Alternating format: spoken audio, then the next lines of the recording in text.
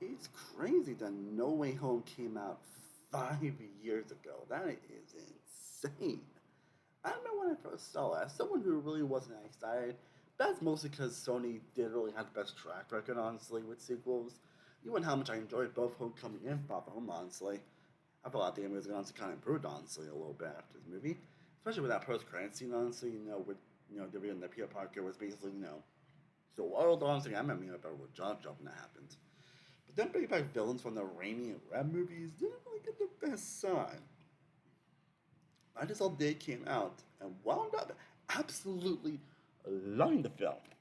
Hell, it was even my favorite film from that year, actually. I mean, 2021 was a weird year, honestly, for me, honestly, but it was definitely my favorite from that year for sure. And after rewatching the film all these years later, yeah, I still stand by it. And while I don't hold to the opinion that this is the best Spider-Man movie, I still think Spider-Man 2 is still the best Spider-Man movie, honestly. It's still my favorite, at least. Homecoming is my opinion a close second. And I definitely see a lot of people go down on this movie after its release, and well, yeah, it does have these issues. Like, any movie's really perfect. It's definitely the best of the Tom Holland movies for sure. And it's another Spider-Man film that reminds me, yeah, this is why I wrote the Red Collar so much. And so with Brand New Day coming out away, I really fun to discuss this movie 5 years later. So I hope you enjoy. The Tom Holland era of Spider-Man films is probably the most, my opinion, the divisive era of Spider-Man movies. As I've not seen a lot of people think like love it, I think it's great and generally great movies, and some just I don't think they hate it. I guess a lot of people think it's like a disgrace to Spider-Man. And of course, the most common criticism is that they usually don't make him stand out, whether it's just, but that's mostly just because obviously having him just be by himself and not having, a character behind like, Tony Stark and all this stuff, or the Spider-Mans and everything, and just having like a simple, small, story. And in some ways, I do understand that common criticism, but I'm still mostly positive on the trail. His appearance in the war was excellent. Homecoming was a fun adventure, basically being a John Hughes movie in the MCU. Spider-Man dealing with typical Spider-Man stuff and learning the great power comes great responsibility aspect as he's always messing up, but learns his lessons throughout, along with his back and forth with Tony Stark. Even if some people say he's more Tony Stark Jr. He, of course, also appeared in Infinity War and Endgame, making two incredibly memorable appearances, and some genuine humorous moments as well, especially with the death of Tony. That really, I mean, feels kind of the reason why Tony basically, decided to actually do that Toronto thing and give him in the first place. Which of course deals with all that from Far From Home, especially dealing with Mysterio, who is yet another scoring Tony Stark enemy, who has who honestly when you take kind of explains is like, really?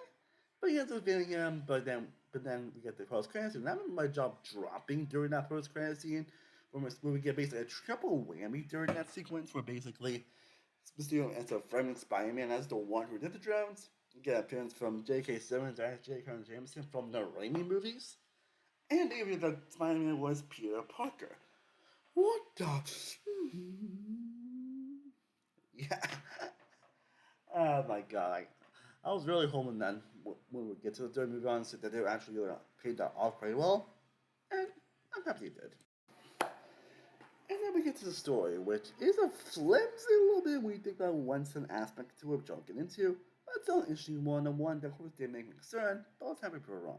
Like, it happens like really right after that when Mysterio reveals his identity, and he's still like dealing with aftermath. I was like, oh my god, you're my Spider-Man! Obviously, we get a lot of crazy back and forth between that, him trying to, that's good, and him trying to talk about NJ, and then all that crazy stuff happens. Even see Aunt May happy, like having a little bit of a fling, which is kind of hilarious if you think about it and we got all like crazy stuff going on. Like people being shot that Nick Fury actually wasn't there. And hell, we get a freaking appearance from Charlie Cox's Daredevil, which is one thing I'm not just right actually didn't get spoiled honestly, but we'll get into that though a little bit.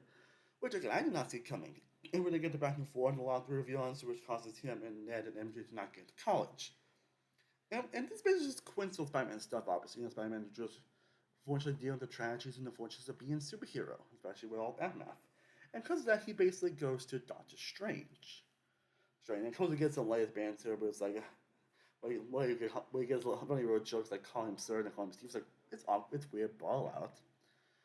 And then he basically has to have a spell to basically, have him get that he's Peter, get that he's Spider-Man, all that stuff. And this is where we get to the real flimsy part of the story, which I will definitely won't deny on that. It's the fact that they never actually talked it out, actually. It's that the humans actually, talked it out. He had wanted to get him honestly, but it's like, oh, wait, Ned, no, MJ, no, Aunt May, and this, that doesn't, and all this stuff. Like, and then hospital to just go haywire. And of course, once they found that Peter Parker never actually talked to Dean's admission about what happened, which, and that's really the only really true flames part on But sometimes they got like leaps in logic to like make things happen in movies. Like I'm not excused, obviously I can definitely understand why nobody likes that, obviously, but it's something I can kind of get behind. It's something I can let it slide, honestly. That's a great movie that we actually didn't get it. Considering the Raimi, and of course we get the appearances from all the villains from the Raimi and the Spider-Man movies, and then we get a lot of crazy back and forth moments and a lot of surprises, which of course we'll get into. But again, it definitely starts off in a very flimsy way, honestly, which I definitely will understand if people do not like that, obviously, but overall, I don't mind it. And now we get to the big thing, and this was the kind of like the big thing, like the most exciting thing and the most concerning thing about this movie is the return of the villains from not just the Raimi movies, but even Andrew Garfield movies. Yeah, like really, Sony is not going for nostalgia, which again I'll talk about nostalgia thing when we get to the other portion of this man. You know, about all the villains that are going to you think that it's going to be like a Miss Spider-Man 2 situation again, or Spider-Man 2 situation, like, sorry, lying out with us again. And why will say some of you like better than others? It was a lot better than it was expected. It was so much better. And first up, we get the first appearance from Alfred Molina playing Doc Ock here from Spider-Man 2. And Willem Dafoe's Green Goblin. Willem Dafoe plays as well from Raimi as well. We get appearance from fucking Sandman, replayed by Thomas Hayden Church. Not to mention, we also get the Lizard, and he also played by the original actor.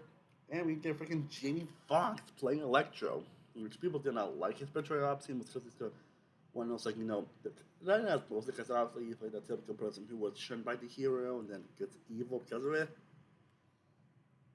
Which was a very popular thing at that time, I suppose it was a very popular thing and a big trope at the time. Come on to, but I'd say aside from maybe the Lizard, who is just more fine than anything, doesn't do anything like terrible or anything, but it's not the most memorable thing either. All the other ones use it very effectively on these. Sandman can be a little wishy-washy with motivations, still has a great moment, and the effects on Sandman are fantastic. Jamie Foxx's Electro was pretty great as well. They actually utilized him so much better here. But Jamie Foxx is also a pretty underrated actor who I've always liked Jamie Foxx, and he plays one good here. And again, his comedic timing is always pretty fantastic, and he definitely delivers here. But of course, Doc Ock and Green Goblin are the absolute standouts. Of course, one of those he's a great actor in general. He definitely delivered here. And again, also seeing him in that cell with all the other villains and even talking to Octavius was like, oh my god, so hilarious. So just, oh my god, like the villains from the end. It was just so just got honestly, just made you smile honestly, especially when made you smile. And the villains all again, very well. I think Green Goblin probably the most utilized. Obviously, he's probably like the intentional main villain of this film, because he's like the big bad guy we end up having to stop, obviously. Especially when Peter decides to actually try to save all the villains, that to realize all their fates. Probably we also get like a very fun action sequence with Doctor Strange, where we get more quips, obviously. So at least there's some very tragic stuff that we'll get into, but it's a pretty well done moment. But it's all pretty well done and utilized incredibly well. And now we get to probably my opinion, the most memorable. And obviously, I do plan to do a next show. I'll talk about the other great moments that happened in this movie.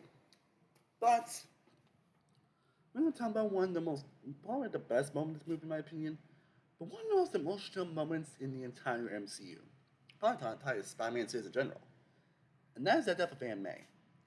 And what's about these Aunt May deaths that are so emotional? Like, this is just up there, this time up there with the 2018 game as like truly gut-wrenching moments.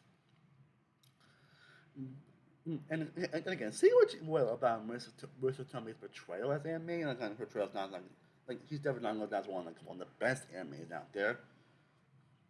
But it's the one thing kind of nice that it was emotionally devastating considering that, again, we see Peter basically trying to save all the villains, obviously, and we get little discussions here and there about whether or not she could do that, but even, and we kind of was just kind of he was kind of inspired by anime to do so, honestly. But and it's kind of saying when you help someone, you help everybody, which is kind of like anime is a kind of motto, honestly.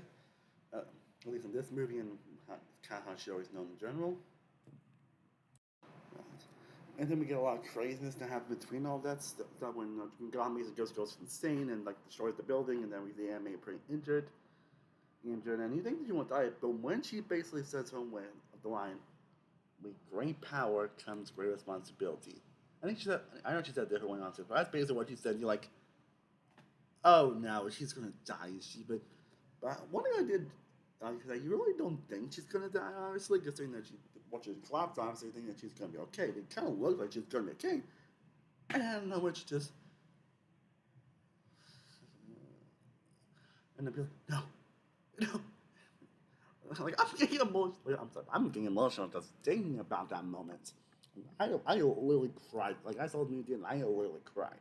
I was literally bawling, like literally tears crawling down my face. I was really emotional for during this moment. Again, and Tom Holland's acting during that moment was pretty tragic as well. I mean, a bad breath. But Tom Holland's acting really was on point during this scene. Like definitely some of his best acting as Peter Parker. And it was really truly devastating. And of course, you can see Happy's reaction to that as well, seeing that, being seen from the father and me and Dyer was like, man, you just felt so heartbroken. And that obviously it kind of plays a factor during the final battle. Obviously, we're basically, what's about, we basically see like Peter basically trying to kill the Green Goblin. Obviously, it wasn't until he was actually stopped. Until he was actually stopped, obviously that he couldn't do it. And of course, that kind of play a factor to what happens towards the end of the movie. And then I'm sure this one that will still play a factor towards Brand New Day as well. But yeah, it's a really devastating moment. It's that one might be the best moment of the entire film. Probably the best moment of the entire trilogy in general. And I think eventually, if I eventually do like a top, like a best Spider-Man franchise moments list, I think I already did that a few years ago, but I might update that when Brand New Day comes out. Definitely sort of want to be high up on that list. Then of course we get to the moment I'm pretty sure you all want me to talk about, obviously. And that's basically after the death of Aunt May, which I actually put in last minute actually, but we got basically get Ned using his like little thing obviously to like find Peter Parker. Find Peter Parker. Find Peter Parker. Find Peter Parker. Find. I'm gonna exaggerate, but again, that's basically like find Peter Parker. And then we get the Spider-Man, and then we basically get two of the biggest non-surprises of the movie. Which I'll definitely talk about that, but we get the appearances of Andrew Garfield and Tobey Maguire reprising their roles as Spider-Man. Like, the fact that they were able to get that and they actually kind of kept other raps in the trails is pretty impressive. Or at least it would be if, unfortunately, we live in a society that basically takes, where everyone has to look at every little detail and every little nook and cranny in this movie. And basically found out about the information of that even before the movie came out. So it was not surprising to me that, like, I mean, it was kind of surprising that Sony still even, like, decided not to show them. Not to show them that they were in this movie. Even despite the fact that I was kind of honestly very aware on that, but it's like, man, Sony's usually known for like, spoiling shows, like how they literally spoiled the ending to Amazing Spider-Man 2, and yet they decided not to for this one, for this occasion. Like, okay. I'm sorry, but yeah, it's just kind of surprising they decided not to decide the big fuck is to show in the trailers already. But you know, I do wish this was more of a surprise. I do wish, I can't imagine like the huge theater reactions we would have gotten, honestly.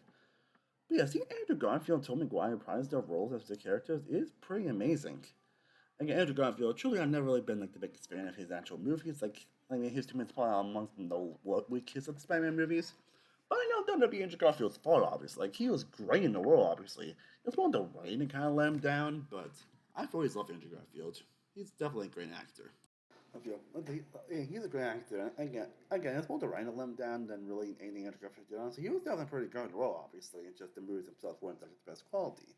So it's kind of he was actually a chance to be in a good movie. And of course, seeing the big Tobey Maguire, who might have been still is my opinion the quintessential Spider-Man, in my opinion. My opinion. I think I always thought Tom Holland for a little bit, but Tobey Maguire is always going to be my preferred Spider-Man, most because he's the ones I grew up with. He's the one that introduced me to Spider-Man. Like he's the one. Like his movies are what introduced me. Like the first movie is my first introduction to Spider-Man, who is my favorite superhero of all time. It's not that fact that he was actually came back actually for this role. Like I can't imagine how shocked and just clack would have been in theater, but it's actually was a surprise, obviously. And their portrayals were fantastic here. Like Andrew Garfield here, like I think when he announced that, I think one thing we were all hoping for, obviously, is that he would actually redeem himself from the Gwen Stacy moment. Which, as much as we can criticize Spider-Man 2, there's a lot to criticize that movie. The Gwen Stacy death was one of the most emotional moments in that movie. That fact that the woman just actually died. Like, what? And we get basically see in the final battle where basically Tom Holland tries to save MJ by Zendaya, and then kind of fails, and then Garfield decides to actually go and get her this time. Like oh, that was definitely a great crowd pleasing moment, and that really solidified the great arc he had throughout this two movies. And you can tell he so like, and while we don't get like too much information for what's going on, you can tell that depth really still meant a lot to him. Like that scene where basically we see all three of them talk together, where Tom Holland's so obviously grieving the death and May thinking he's just screw up everything. Obviously, we know it's just Spider-Man really does suck sometimes. Much that we love the character. He doesn't. And he's had all the struggles they've been through and everything like that, and all the crazy back and forths. And you also get hint that Tom Guy is definitely married to MJ, and he's actually very happy, and everything's going well for him. And just no, it's really good. And also, the interactions in general between all these three Spider-Man are fucking amazing. Like, I'm saying, Disney and Zelda done right. And one of the sad is, of course, obviously, and one no thing in 2020 is obviously where I feel like everything just relies on nostalgia, relies on what things we love. Like, I feel like Love Live, everything just get rebooted. I wouldn't make it rain on that, but that's something I will say for another video or say for another day. If you all know the fortunate era of like nostalgia and all this and all that, you know what I'm saying. Obviously, the mom was definitely involved as well, honestly. And I think that they can try to repeat it with Multiverse of Madness and also with Deadpool Arena. With that was successful. Multiverse Madness, mixed bag. But that doesn't mean Zelda can be an actual effective tool sometimes. I think Zelda is just very overused and very overutilized in general. But it doesn't mean it can be done right, and this is a good example. I'm thinking, of course, bring back the villains, but also bring back the two Spider-Mans. And again, their actions where they discuss everything about themselves before the final battle and everything, and just in the ups and downs of who they are as people. And of course, the thing where basically, with when the web actually came out of someone it's like, that came out of you. You can't do that? No. What the? Again, I laughed so hard when it happened. And just their interactions, everything before the actual final battle, where they talk about the ups and downs and everything, and of course the big hug and having at the end of the movie. It's very touching and emotional, and also just very hilarious. Like some of the most hilarious one-liners in moments in the entire MCU for sure. And again, it just makes it more frustrating, honestly, that this was kind of basically spoiled. Obviously, this kind of was just probably the worst kept secret in Hollywood, because this could have been like a thing that could have been like the next big surprising thing. This could have been like so just holy shit. But it's like yeah, they're here, but man, I think we all felt feeling that we wished we were surprised, obviously, because like you'd be lucky if you actually did not know that before you come into the movie, but yeah, you'd be lucky if you weren't. Unfortunately, it wasn't because I need the internet to do my content and everything like that. So, but yeah, again, sorry. But again, Toby and Andrew were done incredibly well here, and their portrayals and the acting were fantastic, and the character were pretty done. And even interacting with the other villains, obviously, was pretty fantastic. That's one. The whole final battle was just great. And now we're going to talk about what are the best moments for the movie. Obviously, aside from that, the animated stuff, obviously, there are a lot of great moments to have in the movie. I mean, like I mentioned, all the interactions between Peter Parker and Andrew Garfield were pretty fantastic, and all them as well. Again, the whole final bout itself is just fantastic. We got a lot of like crazy back and forth, a lot of like web moves and action set pieces, a lot of back and forth one between all three Spider-Mans. You see him interact with all these people. Well, it means see we basically totally go out and interact with Doctor Ock, who would obviously would end up fixing him. Obviously, like it's just so hard-boiling mom when you remember their relationship from Spider-Man 2. One thing I always mention honestly is that it actually made it, like this movie also actually makes those movies a lot better. Like I think I'm a little more up on the Spider-Man movies. Like I mentioned, I'm not really still a fan of them. I still could be my least favorites. But Amazing Spider-Man 2 is definitely not one of my least favorite, obviously, and that's because of how do Electro here as well, and that definitely and then this honestly and that honestly confirmed Spider-Man 2 to be my best Spider-Man honestly because of how much more great moments this movie that really elevates Spider-Man 2. I mean, and even seeing towards him with Toby's interaction with Sandman and James Garfield's interaction with Electro was pretty cool, and the effects are great, and the season actually was really well done here. And again, that scene where Andrew Garfield just saves MJ, we are battling that, hoping that he would done next, so he didn't. He could take Gwen Stacy after Amazing Spider-Man 2. Like we were hoping that would happen. They were all going to like flip out that happens, and we all did. And then the actual thing itself where basically Tom Holland, Peter Parker basically just beats our Green Goblin, just boom, boom, all for obviously killing him. And then even you see like Tony McGuire just stopping him because Peter's feeling a little bloodlust or something. And then he has like getting stabbed himself and all that stuff. And then all the craziest stuff ends up happening. They hear for Peter Parker because of the whole spell thing. And then we get also another very tragic moment. A moment that overall really exemplifies the what makes Batman such a iconic and relatable character. He just really sucks to be Spider-Man sometimes. They basically decide, hey, you're not a spell, don't make everyone forget Peter Parker. Make everyone forget me. And you can tell by the reaction from his face on, it's like he didn't want to do it, especially at saying goodbye to them. Just like, I promise I'll let you guys know about that. And everything, and yet, we get to the movie, and yet he doesn't.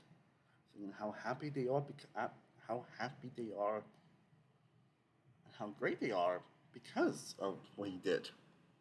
And how much happier they doesn't want them to suffer. And when you think about it again, this basically ends up being a true, or a different, unique origin story for the Peter that we all know. Which definitely was a different take on it when you think about it. And it really makes you reanalyze the other movies in a more interesting way. Listen, like Homecoming, especially Far From Home, has definitely gone up for me after this movie. And I've already liked those, and I already do, and I already did enjoy those movies enough. But yeah, it just feel a lot of tragedy and feel a lot of heartbreaking. I can tell that stuff I'm going to play a main part into Brand New Day. People are Justin Live, obviously, that's by the way, he's still with MJ. MJ, you can't actually reveal that stuff about him because, he doesn't want to hurt them, doesn't want to, have them suffer, which, again, the realization that Peter Parker's life kind of sucks.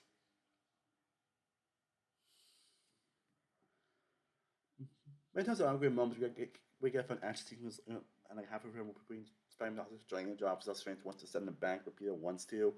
And then we get a lot back and forth between them where Peter actually managed to get Strange and Neem having fun while I'm falling math. Honestly, that's one that still sticks in my head again. And again, that Daredevil scene is just great in general. Like that was actually a surprising one, honestly. I didn't even expect that going in, but like, yeah, we've got Daredevil here, by Charlie Cox. Which is definitely more cool, obviously, considering the fact that we are now gotten born again, obviously. Which I think season 1 was solid, but season 2 was damn good. And again, just the interaction with all the Spider-Mans and their first appearance in that portal sequence. Also, once again, the get off interactions in general between them. But again, anime stuff is always going to be like the best one in the movie. But there are so many great moments I can list off as well. And again, just the interaction between Jon Favreau and anime as well, and getting the movie. It just realized that opening sequence where everyone fighting Zaba everything, and all the craziness goes on with that. Just an all around, just again, so many good moments. And that is No Way Home. Truly, my opinion, the best of the home inventory by a landslide, and truly, my opinion, one of the best MCU movies. Again, it's definitely not a perfect movie, but it's a truly emotional ride from beginning to end. And it's kind of unfortunate this movie basically has not got a lot of love since it came out because I feel like everyone wants to point out a lot of issues and the flaws and the unfortunate things that happen with happen, with this movie. Obviously, again, it's not perfect for sure. Which again, the only really issue I have honestly is the flimsy way the story starts. But aside from that, I pretty much enjoy everything of this movie. It's a fun ride, has fun interactions, using nostalgia in a pretty effective way. Has a pretty emotional Spider-Man story that really feels like an origin story setup that you would not expect. This is a film that just put a big grin on my face every single time I watch it. It's crazy it's been 5 years since the movie came out in theaters, and I feel like it's definitely going to grow, especially after Brand New Day, which I am very excited for. I don't know how excited I'm actually excited for that movie more than Avengers Doomsday, but that's a story for another day. But yeah, No Way Home is definitely one of my favorite Spider-Man movies. Again, there was a long time when it came out. I would say it is my favorite Spider-Man movie. I think I did a Spider-Man ranking on since when this movie came out, and then like I put No Way Home number one. Well, I won't say that now. Obviously, it definitely will be number two for sure. Again, I might do like an update Spider-Man ranking when it comes out, so we'll see how that goes. But yeah, No Way Home is a truly exceptional movie that I love coming back to, and 5 years later, it's definitely going to grow on me over time. Hopefully, it does. I hope you enjoyed this video essay. Let me know your thoughts on No Way Home down competition. What are your favorite and least favorite aspects of this movie down below? I would definitely love to know. Hope you guys enjoyed these video essay content. I definitely want to give myself more of this content, so I hope you enjoy. I am Sam One World from Sam One Intentions. I will see you next time, and as always, stay cool about it, and I'm sprinkling some positivity your way. Peace.